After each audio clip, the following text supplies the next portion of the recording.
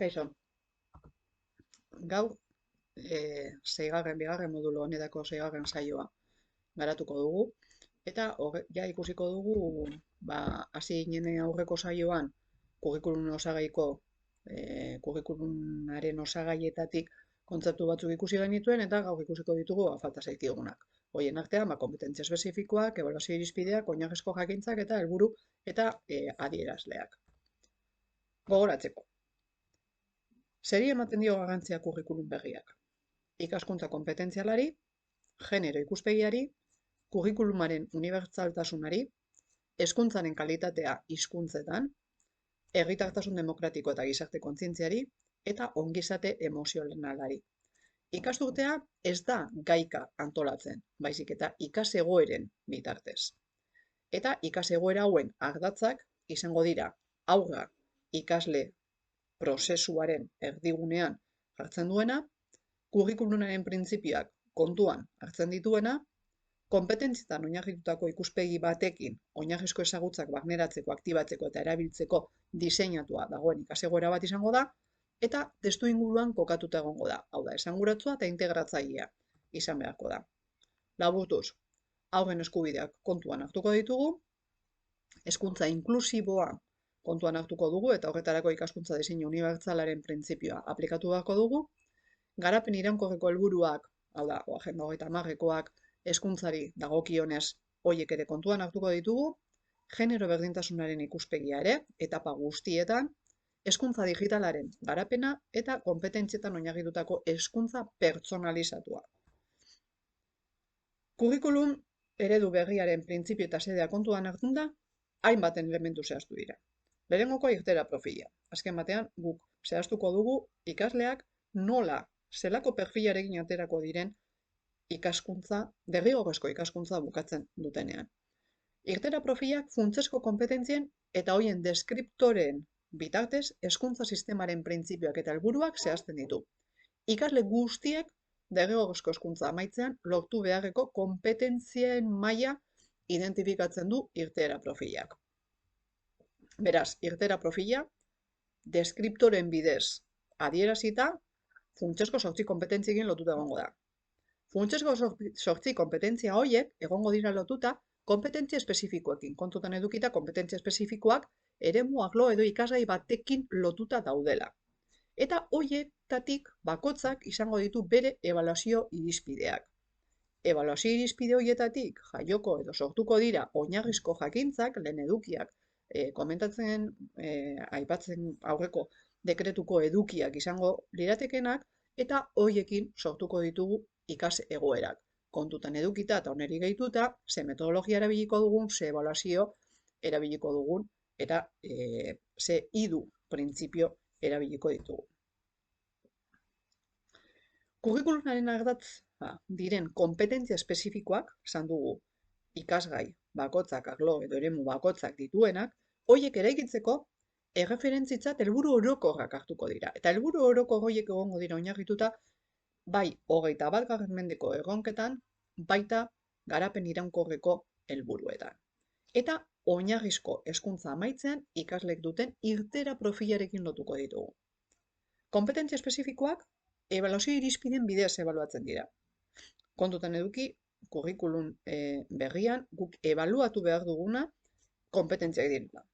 Bai funtsezkoak, bai konpetentzia espezifikoak, baina funtsezkoak konpetentzia espezifikoekin lotuta daudenez, konpetentzia espezifikoen ebaluazio irizpideekin lotuko ditugu. Eta kurrikulumaren barruan konektatuta egongo dira oinarrizko jakintzak eskuratuz, horiek konpetentziak garatzeko bitarte gisa ulertuta. Hau da, oinarrizko jakintzak ez dira edukiak, izango dira bai ezagutzak, bai trebetasunak eta bai jarrerak, bide tresna izango direnak konpetentziak garatzeko, konpetentziak eskuratzeko. Hiru etapak ikusten baditugu, gutxi gora bera bakoitzaren ezaugarria kontuan hartunda, eta kontuan edukita LH-ko saioa dela. Aurton, maila bakoitietan dago indarrean, lehenengo, 3. eta 5. mailan. Baina datorren ikasturtean, hau da, oposaketak urtuko diren urtean, ja egongo da maila guztietan indarrean. Beraz, ikusiko dugu ea, 28 ateratzen den deialdian zer agertzen den, baina posible da kurrikulum berrian oinarrituta egotea. Eta azken berriak sindikatuetatik eta jaso ditugunak horiek izan dira. Hau da, oposaketa lege berrian oinarrituta egongo dela. 3 ziklotan banatzen da, lehenengo eta bigarren maila ziklo bat, 3-4 beste ziklo bat, 5-6 beste bat. Arloak izango ditugu, irtera profila LH6an egongo da ezarria, horrek ez du esan nahi kontuan ez danik hartu behar beste mailetan ere. Ebaluazio irizpideak eta oinarrizko jakintzak zikloka antolatuta egongo dira, eta kompetentzia espezifikoak etapakoak izango dira. Programazio didaktikoa beti aipatzen dugu hainbat atal dituela eta dituen atalak lotuta daudela. Hau da, guk sarrera bat egiten dugu, hau da, zergatik programazio didaktiko hau nondik ateratzen da. Programazio didaktiko hau deialdi batek eskatzen duelako ateratzen da, programazio didaktikoa zergatik den garrantzitsua azaltzen dugu eta justifikatzen dugu guk planteatzen dugun mailan eta arloetan edo ikasgaietan zergatik den garrantzitsua, zertan lagunduko dien gai horiek lantzea gure ikaslei ze kompetentzia lantzeko eta ze kompetentzia eskuratzeko. Baina guzti hori testu inguru batean aplikatuta dago, hau da, ez du balio edozeintarako guk egiten dugun programazioa, badago ikastetxe, ikasgela konkretu baterako diseinatua. Eta jakin beharko dugu zergatik kontuan hartunda ikastetxe horrek daukan testu ingurua zein den, baita ikastetxearen ezaugarriak zeintzuk diren eta ikastetxe horren ezaugarrien arabera zeintzuk diren taldearen ezaugarriak. Hori nola eramango dugu aurrera? Kurrikulumak, dekretuak azaltzen dizkigun edo ezartzen dizkigun osagaiekin. Hor egongo dira irtera profila, gure abiapuntua izango dena, gure abiapuntua eta helmuga eraberean, abiapuntua LH6an daukagu helmuga zein den, bai ikusi beharko dugu lehen hezkuntzan nola abiatu beharko gendun, eta DBH-era begira izango litzateke LH6koa abiapuntutzat hartu eta helmuga bezala DBH-laukoa. Funtsezko kompetentziak eta deskriptore operatiboak ere kontutan hartu beharko ditugu, horiek dira aurreko saioan garatu genituenak, eta horretaz gain, badauzkagu kompetentzia espezifikoak, arloari lotuta daudenak, ebaluazio irizpidea, kompetentzia espezifiko bat kotxatik daudenak sortua, oinarrizko jakintzak eta helburuak. Hori aurrera eramateko nola hor daukagun metodologia. Ze metodologiak erabiliko ditugu, ze teoria metodologikoetan oinarritutako jarduerak planteatuko ditugu, espazio, denbora eta taldekatzeak planteatuko ditugu eta baliabideak erabiliko ditugu. Hori zehaztuko genuke metodologiaren atalean. Hau guztia jakiteko ondo doan aurrerantza, ebaluatu beharko dugu. Noiz ebaluatuko dugu, nok zerekin. Hori da ebaluazioari begira planteatuko duguna. Guk kontutan eduki behar dugu ikastetxean badaudela ikasleak, badaudela irakasleak, eta bakoitzak bere funtzioak eta rolak dituela. Beraz, zehaztu beharko genuke ere, bakoitzaren funtzio eta rola zein den. Baina ikasle ez dago bera bakarrik. Ikaslea badator familia batetik, badator kanpoko testu inguru batetik. Eta hor, bereiekin harreman ere, ahalik eta estuena izateak lagunduko digu hezkuntza esanguratsuena ematea ikasle horri. Ikastetxeetako geletan gerotan iztasun handiagoa daukagu. Ikasleak bakoitzaren ezaugarrien arabera, gerotan hitzagoak dira. Edo, behintzat orain, badakigu anitzak dira, lehen ere izango ginen, baina orain, aniztasun hori, arreta berezia eskaintzen zaio. Ze arreta berezi eskainiko diegu? Nola planteatuko dugu, nola diseinatuko dugu programazio bat ikasle guztiek aurrera eramateko modukoa izateko. Ze hori da gure helburua. Azken batean guk eman behar diegu ikaslei bakoitzari behar dituen baliabideak bizitzeko edozein egoerari aurre egiteko. Etorkizunean aurkitu daitekeen egoera bati aurre egiteko. Hori ikas egoeretan antolatuko dugu, saikatuko dugu, planifikatuko dugu. Eta gero, jakiteko egindako guztiak nola funtzionatu duen edo zer dan hobetu beharko genukena, hobekuntza proposamen batzuk planteatu ditzakegu. Bai ikas egoera bakoitzaren bukaeran, baita ikasturtearen bukaeran. Bai gure lanarekiko, bai ikasleen lanarekiko, erabili ditugun baliabideekiko, hezkuntza prozesu horretan parte hartzen duten eragile baliabide tresna guztiekiko balorazio egin beharko genuke eta hori hobekuntza proposamenak gehitu. Eta gero guzti hau zertan oinarrituta dago, bibliografia zehatz batean. Hauek dira programazioko atalak eta loturak, hau da zergatik izan behar ditu atal horiek, eta zergatik nola daude lotuta batzuk eta besteak. Honela, kompetentzia espezifikoekin sartuko ginateke. Zer dira kompetentzia espezifikoak? Arlo edo ikasgaietako kompetentzia espezifikoak funtsezko kompetentzien bigarren zehaztapen maila izango da. Eta horietatik, arlo eta ikasgaien oinarrizko jakintzak eta ebaluazio irizpideen arteko lotura elementuak izango dira. Gero badauzkagu, ebaluazio irizpideak, arlo oinarrizko kompetentzia espezifiko batetik eratorriak direnak eta oinarrizko jakintzak. Eta hauek izango dira ikasle guztiek eskuratu behar dituzten ezagutza, trebetasun eta jarrerak. Kompetentzia espezifikoek nola idazten dira kompetentzia espezifikoak? Kompetentzia espezifikoak zer, nola eta zertarako galdei erantzuten die. Ikasleek oinarrizko jakintzak erabilita jarduerei aurre egiteko garatu beharko duten gaitasuna. Hori da adierazten dutena kompetentzia espezifikoek. Eta kompetentzia espezifiko bat baino gehiago egongo dira arlo edo ikasgai bakoitzerako. Kompetentzia espezifikoak lotura elementuak dira irteera profila, oinarrizko jakintza eta ebaluazio irizpideen artean. Adibide bat. Lehen hezkuntzako, gorputz hezkuntzako kompetentzia espezifikoetariko bat izango da jarduera fisikoak osasun globalean dituen ondorioak ezagutzea, honek zer galderari erantzungo lioke, emozioen eta gatazken kudeaketa landuz, nola galderari erantzungo lioke, osasun fisiko, emozionala eta soziala indartzeko, zertarako galderari erantzungo lioke. Kompetentzia espezifiko hau, funtsezko kompetentziatako deskriptore operatibo batzuekin egongo da, lotuta. Eta agertuko zaizkigu hemen, hizkuntza komunikazioareko kompetentziako lehenengo deskriptorearekin, esti matematika, zientzia eta ingenieritzarako kompetentziako 5. deskriptorearekin, eta besteak, agertzen direnak ez. Curriculumean lotuta agertuko da. Beraz, guk ez ditugu asmatu behar. Da, ikusi ea zeinekin dagoen lotuta, zein jarduera horretan zer dan guk lantzen duguna eta hori jartzea. Laburtuz, kompetentzia espezifikoak etapaka egongo dira mailakatuta, arlo bakoitzak bereak propioak izango ditu, lotura elementu izango dira irteera profila, oinarrizko jakintza eta ebaluazio irizpideen artean, eta zer, nola eta zertarako galderak erantzunez idazten edo formulatuko dira.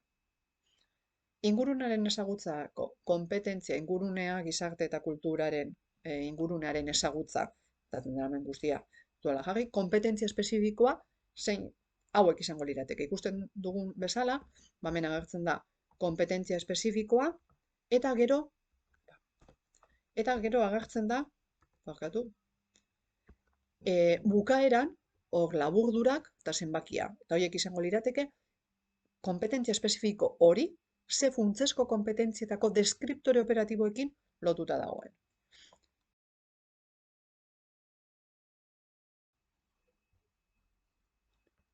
Eta hemen ikusten dugu, zelan arlo honetako 9 kompetentzia espezifikoa zeintzuk izango lirateke eta ze funtsezko kompetentzietako deskriptoreekin lotuta dauden. Arte hezkuntzarako kompetentzia espezifikoa agertzen da putzu bat zer dan arte hezkuntzako kompetentzia espezifikoa hau zertan oinarrituko zen, 4 kompetentzia espezifiko ezarri dira, hain zuzen ere arlo horrek laguntzen dituen kompetentzia ikaskuntzak, lehena irudiak, artelanak, soinuak, musika konposizioak, antzerki eta dantza emanaldiak, eta ikusentzunezko produkzioak ezagutu ulertu eta aztertzeari buruzkoa da. 2. ikerketan oinarritzen da. 3. esperimentazioari buruzkoa, sormen prozesuaren parte gisa. Eta 4. taldeko produkzioaren garrantzia eta proiektu baten planifikazioa, diseinu eta ebaluazio faseak biltzen ditu. Beraz, guztietan agertuko zaigu kompetentzia espezifiko bakoitzaren azalpen txiki bat, eta gero kompetentzia espezifikoak zeintzuk izango lirateken, eta kompetentzia espezifiko bakoitza ze funtsezko kompetentzietako deskriptoreekin dagoen lotuta. Hezkuntza fisikoko kompetentzia espezifikoak, hezkuntza fisikoko kompetentzia zertan oinarritzen den, eta kompetentzia espezifikoak zeintzuk izango lirateken, eta ze funtsezko kompetentziako deskriptoreekin lotuta egongo lirateken.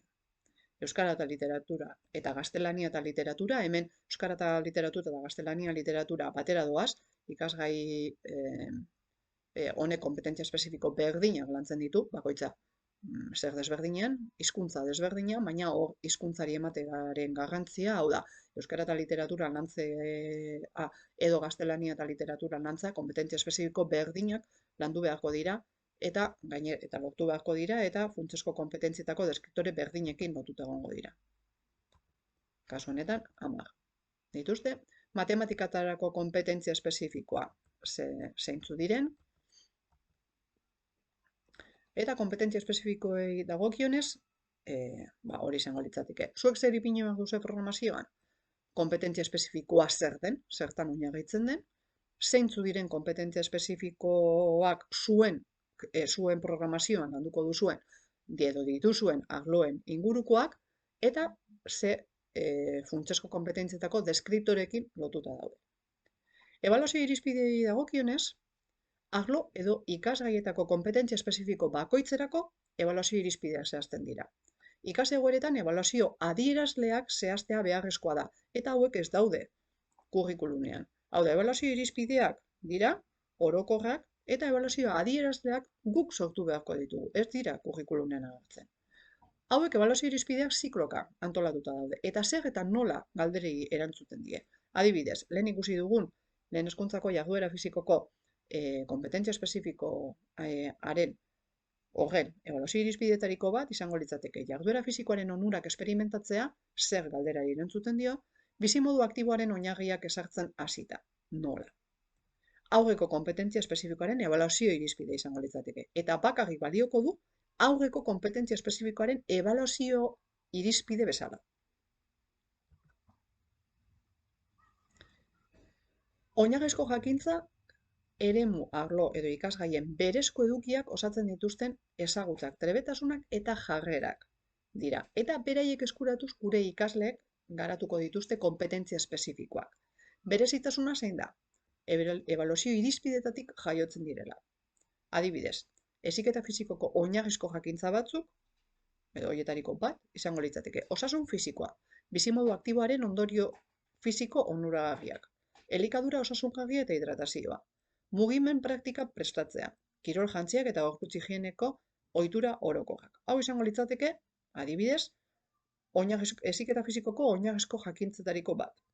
Konpetentzia espezifiko bakoitzari ebaluazio irizpide bat edo batzu dagozkio, eta ebaluazio irizpide horietatik jaiotzen dira oinarrizko jakintzak. Hau, batzuetan errepikatuko dizuet, azken batean nahi dudan aralako oso argi geratzea kurrikulumeko osagai desberdinek ze lotura daukaten, eta zergatik bata bestearekin edo nola dauden lotuta. Kompetentzia espezifikoak lotura zuzena daukate deskriptore operatiboekin, eta hauek aldi berean funtsezko kompetentziekin. Beraz, hemen ikusten duzue, funtsezko kompetentzietatik hasi, orokorrenak direla, kompetentzia espezifiko eta deskriptore operatiboekin lotzen dira, kompetentzia espezifiko bakoitza ebaluazio irizpideekin eta ebaluazio irizpidetatik oinarrizko jakintzak. Beraz, esan dezakegu kurrikulum berri honen elementu guztiak erlazionatuta daudela. Kompetentzia espezifikoak lotura zuzena izango dute eta egongo dira mailakatuta, eleatzen zikloka, atzeatzen ere, eta debeatzen ikasgaien arabera mailakatuko dira modu desberdinean. Zer eta nola galderak erantzunez idatzi edo formulatzen dira. Kompetentzia espezifikoak eta ebaluazio irizpideak nola daude, eta hau da adibide bat. Bigarren kompetentzia espezifikoa.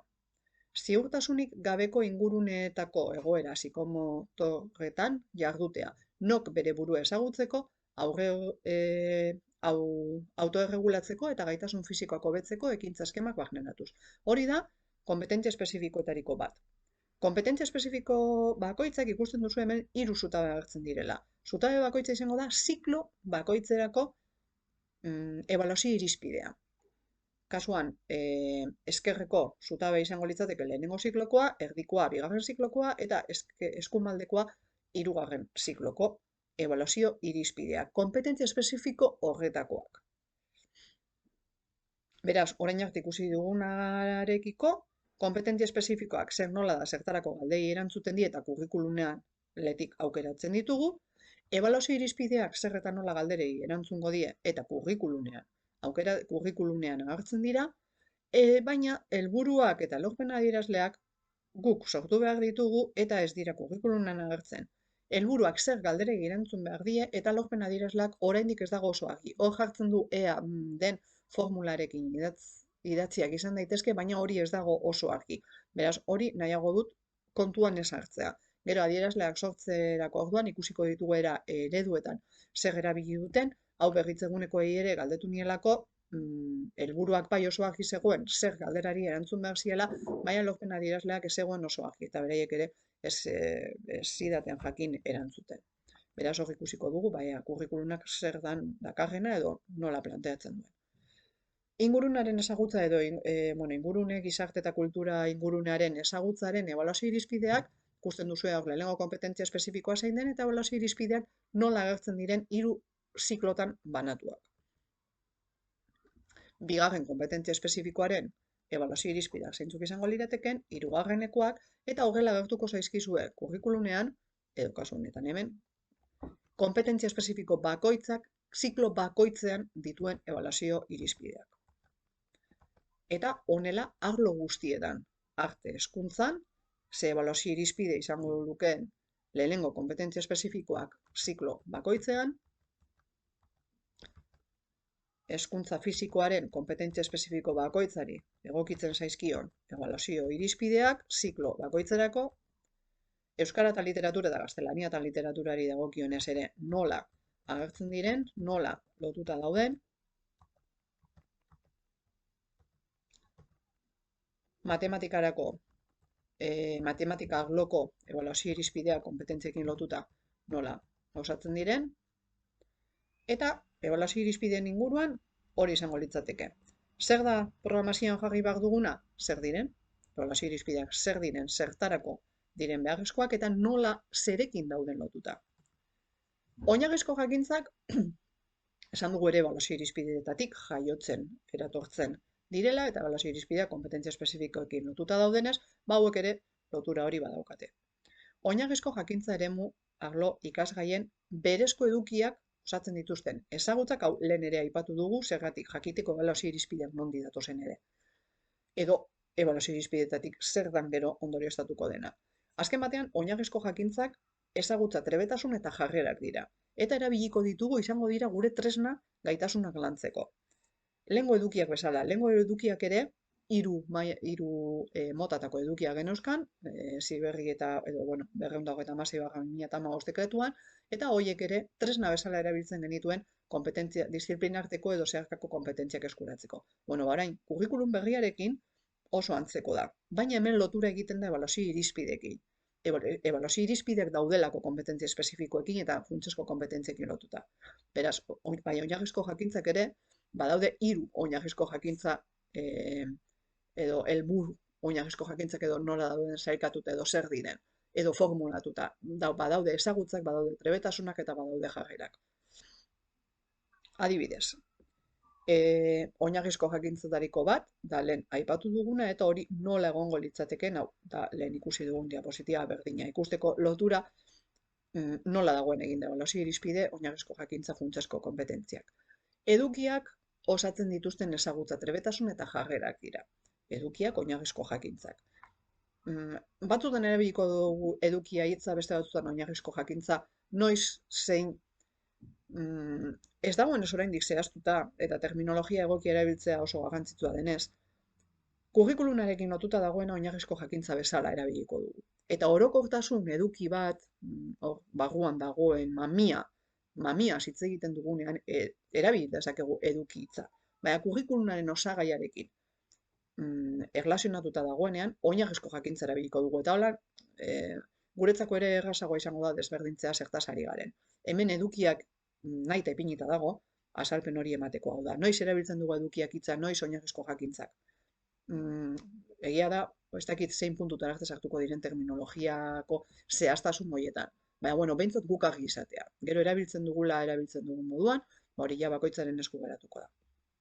Ebaluazio irizpideetatik sortzen dira oinarrizko jakintzak, zikloka, mailakatuak atzehatzen eta eleatzen eta debeatzen ikasgaiaren arabera. Eta blokeka edo multzoka antolatuta daude, multzoka erabiliko dugu. Aurrekoak ere, 226/2015 dekretuan ere edukien multzoka zeuden banatuta. Hemen ere, multzoka daude sailkatuta. Hau da, lehen ipini dugun diapositiba, oinarrizko jakintzak hemen ebaluazio irizpideekin lotuta daude. Ez daude formulatuta modu batera edo bestera, zergatik trebetasunak direlako, jarrerak direlako eta ezagutzak direlako. Beraz, modu desberdinan egongo dira formulatuta, horregatik hor ez da agertzen. Ingurunearen ezagutza edo, ingurune, natura gizarte eta ingurunearen, kultura ingurunearen ezagutzaren oinarrizko jakintzak 3 multzotan egongo dira banatuta. Kultura zientifikoa, teknologia eta digitalizazioa eta gizarteak eta lurraldeak. Eta gero, multzo bakoitzak izango ditu bere oinarrizko jakintzak. Hemen agertzen da azalpen txiki bat, multzo bakoitza zertan oinarritzen den, artearen hezkuntzan gauza bera, agertzen da artearen hezkuntza zertan oinarritzen den, eta blokak edo multzoak ziklo bakoitzarako adibidez hemen desberdinak izango lirateke, lehenengo zikloak 3 multzo izango lituzke, eta bigarren eta hirugarren zikloetan 4 multzotan izango genituzke sailkatuak, hau gerta daiteke arloaren arabera multzoak desberdinak izatea.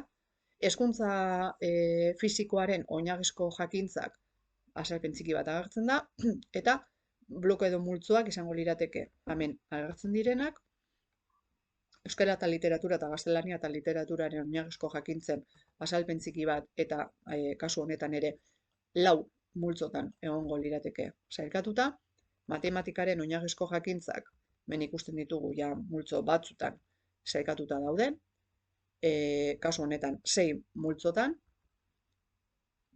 eta oinarrizko jakintzen inguruan hori. Zer da programazioan jarri beharko duguna? Zer diren oinarrizko jakintzak? Nolakoak diren, hau da, trebetasun jarrera eta ezagutzetan formulatuta daudela, edo horietara zuzenduta daudela, ebaluazio irizpideetatik jatorria horretan daukatela, eta zuen arloei dagokionez, zeintzuk izango liratekeen eta zeintzuk multzotan. Gomendioa. Programazioan idatzi ditzakegu, hemen ez daude ez ditut ipini, baina multzo bakoitzak dituen oinarrizko jakintza zehatzak. Eta kopiatu ditzakegu guztiak. Gero zer egingo dugu? Ikasegoeretan da batez ere eskuragarri izateko. Ikasegoeretan erabiltzen ditugunak mantenduko ditugu eta erabiltzen ez ditugunak ezabatuko ditugu. Zergatik ezabatu?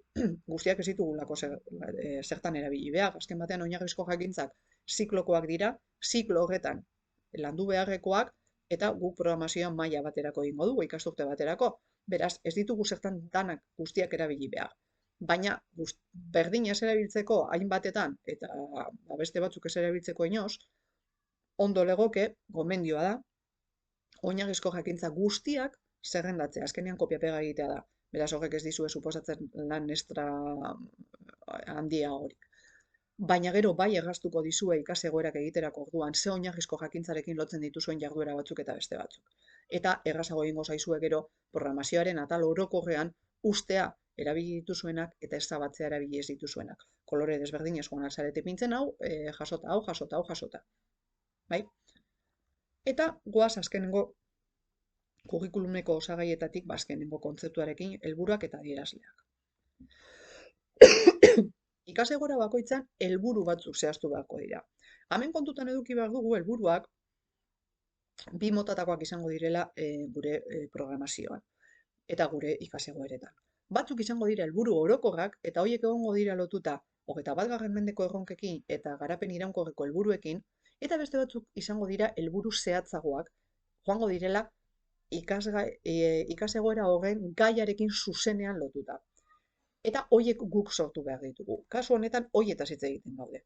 Besteak ere ipini behar ditugu, baina horiek komentatu genuen hori helburuetan, aurreko saioan aipatu genituen zeintzuk diren eta nondik ateratzen diren, da zergatik zein den euren funtzioa, garapen iraunkorreko helburu eta 21. mendeko erronken inguruan, baina hemen bai zehaztu beharko genuke, badaudela helburu orokor batzuk, dauzena hori, oinarrituta 21. mendeko erronka eta garapen iraunkorreko helburuetan, horiek zeintzu diren eta zerrendatu, aurrekoan zerrendatu baditu, hemen ez ditugu zerrendatuko, baina agian zuzenagoa litzateke helburuak aipatzen ditugunean hor zehaztea.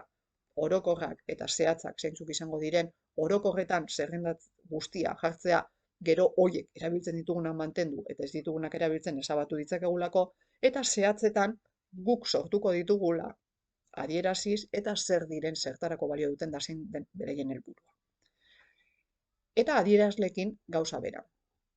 Helburuak ziur aski konpetentzia espezifikoetatik ondorioztatu ditzakegu. Gutxi gora bera, hoiekin lotuta joan daitezkelako, hoiekin eta oinarrizko jakintzekin. Eta adierazleak ebaluazio irizpideetatik. Gogoratu aurreko dekretuan ere, 226/2015 dekretuan, bagen euskala ebaluazio irizpideak, eta gero irizpide bakoitzak bazituela bere adierazleak. Baina bai irizpideak eta bai adierazleak gomendagarriak ziren, ez ziren derrigorrez erabiltzekoak. Kasu honetan zer egin dute kurrikulum berrian? Irizpideak jarri dituzte, eta horiek erabili behar dira, da adierazleak ez dituzte jarri. Zergatik, guk ondorioztatzeko irizpide horietatik. Beraz, nola formulatu hori aurretik esan dudan bezala, ikusiko dugu nola formulatzen ditugun, ereduak izango ditugu, ez daukagulako beste informaziorik, oraindik ez daukagu beste zer, baina ziur aski ea ez dakiz den, ez dut uste horrela formulatuko direnik. Horrela dago jarrita, ondo finkatzeko edo ondo fijatzeko ea nola dauden formulatuta ereduetan, ze batzuk posible da horrela egotea eta beste batzuk beste modu batera. Orduan hor ikusiko genuke. Helburuak bai, helburuak zer galderari erantzungo diote. Beraz, unitatean kokatzeko. Inplikaturiko ikasgaiak, gure kasuan, bi edo gehiago izango dira. Hor ipiniko genituzke zeintzuk izango lirateke. Saio kopurua bukaerarako utziko dugu, azkenean ez dakigulako planteatzen dugun hori, bai kalkulatu behar dugu, ikasturte osoan 9 ikas unitate egin behar baditugu edo ikasegoera planteatu behar baditugu, bakoitza gutxi gora bera zenbat saio izango dituen. Kontuan eukita, gure arloak zenbat saio kopuru dituen astean. Ikasegoeraren markoan zehazteko, hor ikusi beharko dugu ze testu ingurutan planteatzen dugun gure ikusegoera, zein izango litzateken abiapuntua, galderaekin, edo erronkekin, edo arazoarekin abiapuntua. Ez da dezakegu eta azken ekoizpena zein izango den. Proposamenaren justifikazioan, hor, proposamenaren sede edo helburua zein izango litzateken, hori izango litzateke helburu nagusia, helburu orokorra, planteatu behar duguna eta ondorioztatu behar duguna, 21. mendeko erronka eta garapen iraunkorreko helburuetatik, hor jarri beharko genuke, argumentazio kurrikularra izango da beko taulan kurrikulunaren osagaien elementuen lotura nola ipini, orain ikusiko dugu, eta helburu didaktikoak horiek izango lirateke helburu zehatzoiek gaiarekin lotuta daudenak eta guk sortu beharko genituzkenak. Hau da, hemen argumentazio kurrikularra jartzen duena taula hau izango litzateke, eta hau hasiko gara betetzen kompetentzia espezifikoetatik. Zergatik kompetentzia espezifikoetatik? Kompetentzia espezifiko bakotzak badaukalako ja lotuta deskriptore operatibo eta funtsezko kompetentziak. Orduan, gure taula hau betetzeko ordena izango litzateke kompetentzia espezifikoak zehaztuko genituzke, eta kompetentzia espezifiko horien deskriptore operatibo eta funtsezko kompetentziak idatziko genituzke bigarren urrats horretan, eta hirugarrenean ikusiko genuke ea ze ebaluazio kompetentzia espezifikoak badaudelez ere, gero ebaluazio irizpideekin lotuta, bai ikusiko genuke ze ebaluazio irizpide eta gero ondorioztatuko genuke ze oinarrizko jakintza lotuko genuke jarduera edo kompetentzia horrekin. Beraz, urratsak, lehenengo kompetentzia espezifikoak, bigarren urratsa deskriptore operatibo eta funtsezko kompetentziak, hirugarrena ebaluazio irizpideak eta laugarrena oinarrizko jakintzak. Hori izango litzateke taula hau betetzeko ordena. Hemen ja, 3 fase ditugu, eta fase bakoitzeko jarduerak zehaztuko genituzke, eta gero jarduera bakoitzeko ebaluazio adierazleak guk sortu beharko ditugunak, eta ze tresna erabiliko dugun jarduera hori ebaluatzeko.